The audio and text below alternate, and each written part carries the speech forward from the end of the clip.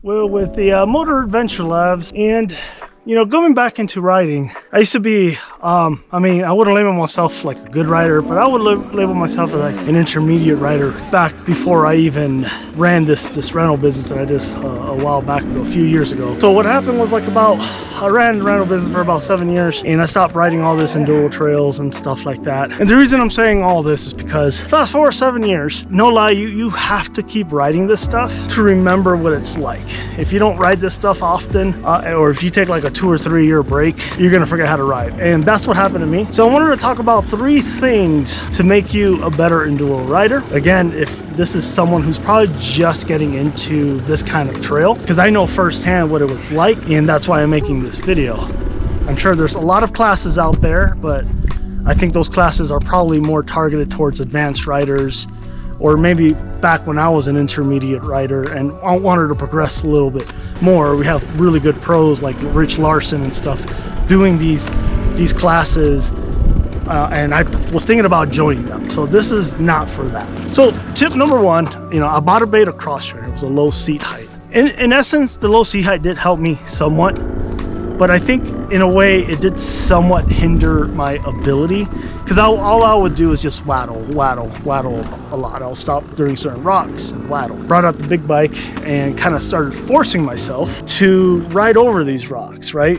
A lot of it is commitment. So what I did was I would come out here pretty often after I got comfortable with the rocks and the beta cross trainer, or a low seat height. It could be in a Honda XR200. And I did it with the same bike, and it's crazy because I had a hard time. I was having doubts, I wasn't having fun, and now all of a sudden it's starting to come back to me again. Seat time. I guess that's the best thing that I could have done, is just seat time. Ride it as much as you can.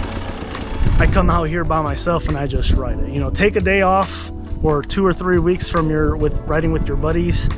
Of course, as long as it's safe, you know, and someone does back you up in case something happens, because if you're out here by yourself. But take your time, ride the trails 2 or 3 times, and that's what I did. Normally when you ride with your buddies, you're just riding, you're coasting through the trails and that's it. You don't really have time to practice. So that's gonna be, I will say it's like a mix. Seat time, take some time out with your riding buddies, come to the terrain or the trails that you have issues with, and just get a feeling for the rocks, get a feeling for the parts you're having troubles with. Walk your bike if you have to. There was a ledge back there, and I don't know if I was going to the skid plate, right? I have the skid plate underneath, and some of these rocks are pretty big, and I thought I was gonna scrape it. And so what I did is just walk my bike, get a feel for it when you're over the ledge, and then you get used to it, and it's not too bad. The second thing that I wanted to talk about, which, believe it or not, it was my #1 problem every time I went out to 5 Miles of Hell or somewhere, you know. This doesn't count right now because I'm slowly getting back into shape. I'm slowly getting back into how I used to be, which puts me to my second thing, is fitness. It's crazy how, all right, the best way I can say it is, I'm gonna give a story. I was in 5 Miles of Hell. I did pretty good in the first, you know, half a mile maybe. After half a mile, I was just relentlessly tired, and I started making a lot of mistakes. Yep, Mike's back there.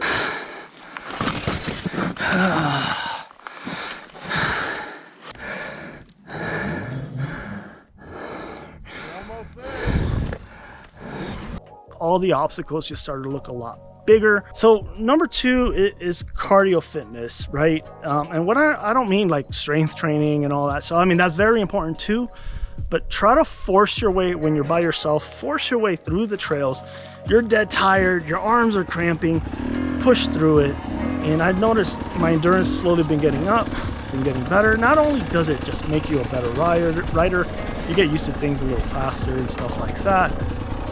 The more tired you get, the harder the obstacle looks, or it's going to feel, or you start coming up with excuses to be intimidated. I guess is the best way to say it. And the third one that I would say a lot of new riders have a problem with is try to stand up as much as you can, but there's also a really good trick. Try to learn the one-legged stand. When you're going through an obstacle, you're going to have like a one-legged. So as you're coasting through an obstacle, you're standing up on the bike and you have one leg. So this one's a pretty scary one. So it's a good one here to kind of talk about. I got one leg here, one leg here. And I'm kind of coasting, you see? I'll do it on this one too. See how that one slipped a little bit? And you're kind of coasting through it.